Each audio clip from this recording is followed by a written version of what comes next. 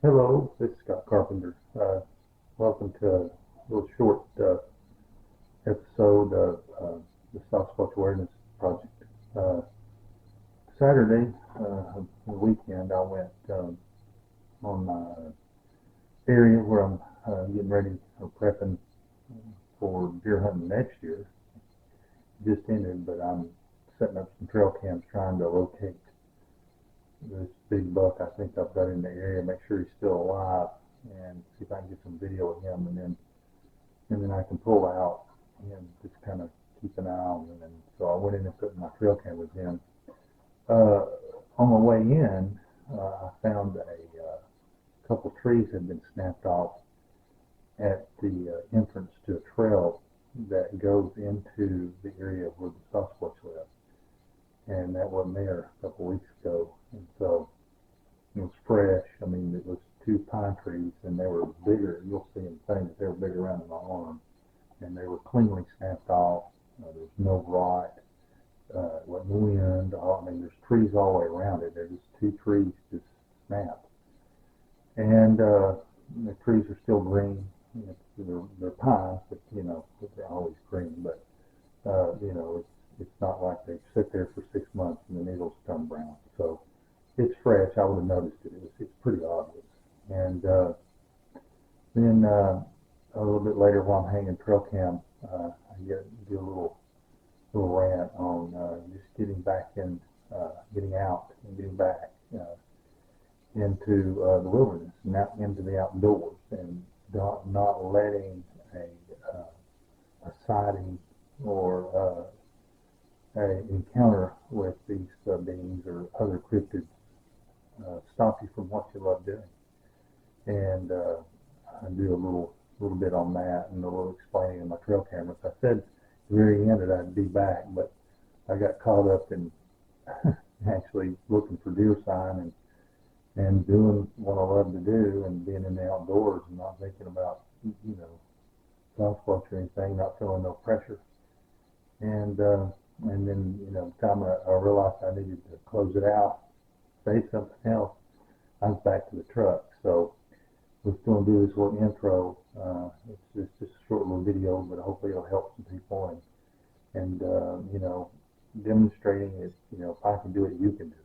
I mean, that's the important thing. It's I'm not just telling you to go out and do something that I haven't already done. I've experienced these creatures, both the Sasquatch made eye contact and the dog man had made eye contact, and a very scary incident with the dog man encounter. But with the Lord's help and just perseverance, I've been able to get back out there and been doing it for years. It took me a few weeks, I'll be honest, right after the dog man encounter. I was pretty shell-shocked. I was shaken, and it took some praying and meditating and to get my courage up. But I knew I had to go back. I knew I had to fix it, and I'm glad I did, because it could have just stopped everything. Not only the research at the time, the Sasquatch research, but my love for hunting and fishing and camping and hiking and all the other things. But I didn't let it. And, it was tough. I'm not going to lie. It wasn't easy. I mean, the first time I went back with a friend, and we were loaded for bears, literally. And it just was a process. going back with a friend and, taking somebody with me until I felt, better about it, and then able to do some things in the outdoors on my own and, back in the swing of things. So it's just a process. And there's no experts here, and we're just, I'm just trying to help you. I'm not an expert or not, not a medical doctor, do all of my disclaimers, but in reality, I'm just a guy that, just trying to do the best I can and trying to give everybody some sound information and advice. So, hope you enjoyed this little bit here. Like I said, it's not real long, but one of the and I'm remiss because I didn't mention, one of the signs that you have Sasquatch in the area is the snapping off of these trees. They'll do that sometimes. It's not as often. To be honest with you, it's the first time here that I've ever seen it. Now, I know out west in Washington State and Oregon, Colorado, and I think in Arkansas, Alabama, I've read cases where they snap trees that just broken. I mean, there's the thing where they'll snap the tree and lay it over, but this was just a destruction.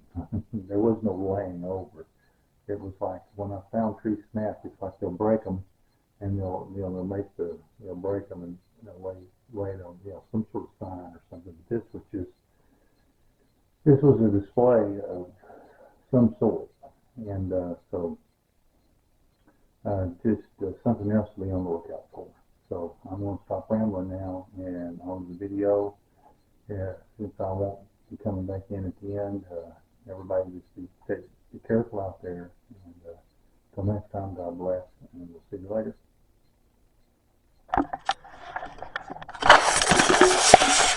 This is Scott Carpenter.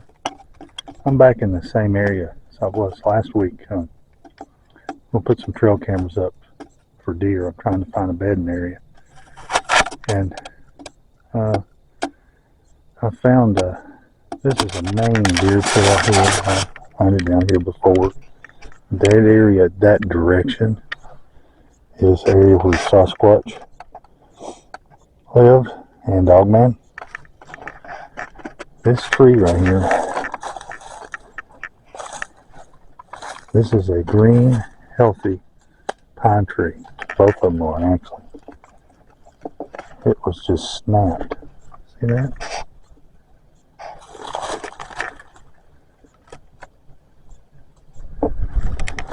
Can you imagine the force it took to snap that off?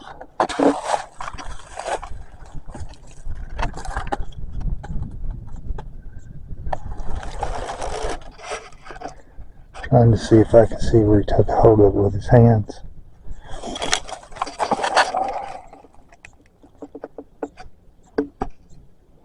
This is just sometimes the odd stuff that you kind of have to keep your eye out for and notice.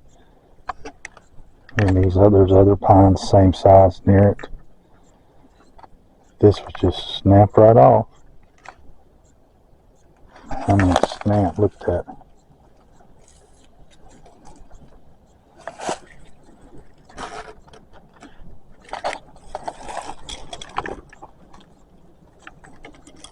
I don't see any hair. There's some disturbance in the bark right in here. You can see that.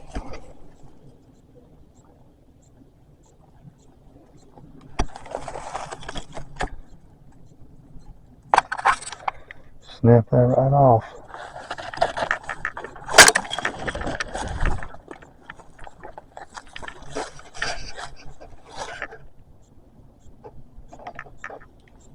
So, don't know if he got angry. This horses have been going down this trail.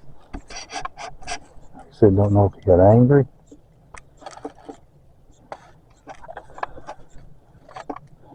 But obviously, something wasn't happy. Like I said, if this was wind, there wasn't any wind or major storms, these other trees would be affected as well.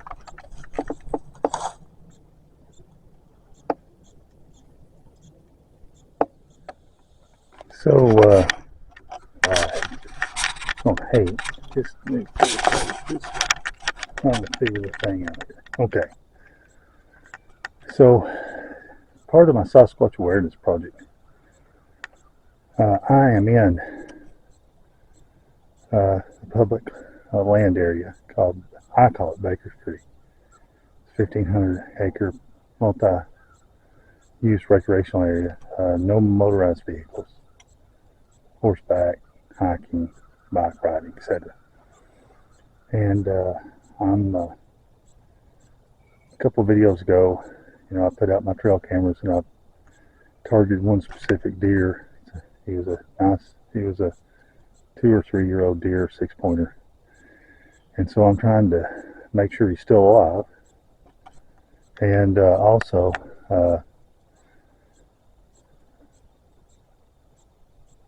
sorry, I keep seeing stuff. And so try to make sure he's alive. Here. So try to make sure he's alive and locate him and kind of pin down the bedding area.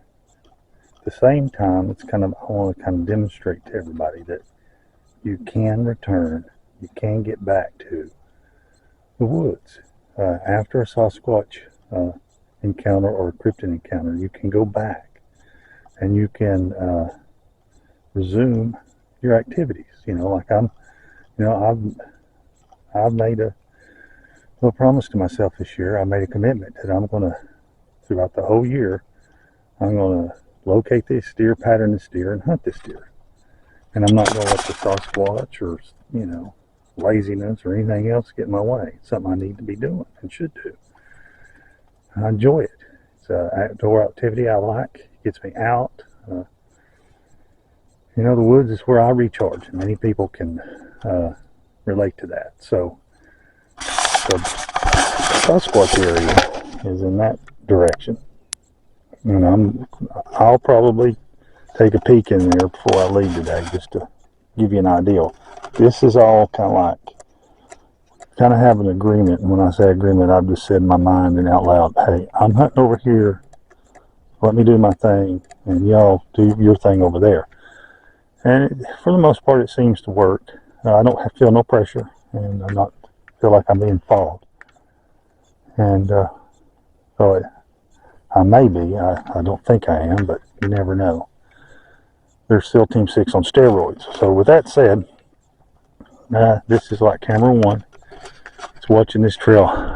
My trail cameras from a couple months ago were all down in that area. And there's the fields are up there. They're coming down a long point, coming around, coming by where my cameras were, coming up out of the draw, and then they're fingering out here. Like there's 3 or 4 trails. And this, of course, you can see is a pretty heavy worn one. This is one of the lower trails. And then it feeds out here. Right up there is where the bedding area is, I'm pretty sure. So that's why I'm going to kind of surround this area with some trail cameras to verify that's the bedding area and where they're going. And then also see if I can capture one of that big 6-pointer. See if I can get him again, make sure he's still alive and still in the area. Because, this is public land hunting, and, he may have, 13-year-old snot-nose may have got him on juvenile, don't know. Or he may have got run over by a car. So, you have to, it's a different type of hunting when you have to compete with predators and other hunters on public land. It can be done. It's just a little bit more work. And to be honest with you, I enjoy figuring it out. And getting it done. But I also want to demonstrate that you can go back in the woods. You can go to an area where you've had sightings or had an encounter. I mean, this is where I did my research. I've had a couple of eye-to-eye sightings where I made eye contact with a Sasquatch. And then I had the dogman sightings here. So it's very scary dogman deal here. So, this area, birds. This area,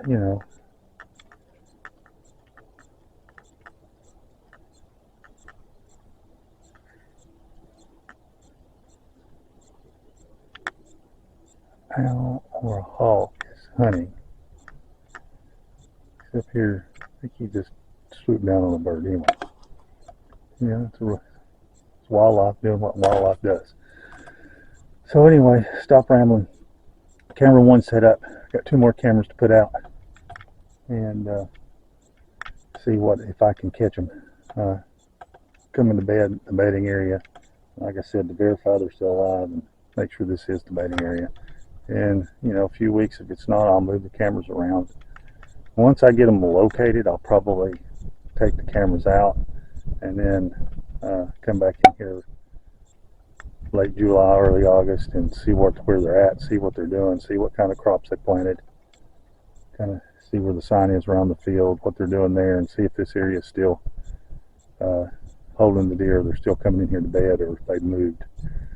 Sometimes in this fall, that instead of bedding up here, they'll bed closer to the fields. There's no pressure, so they'll not even go this far. They'll stay closer to the food source. So that's something that has yet to be determined.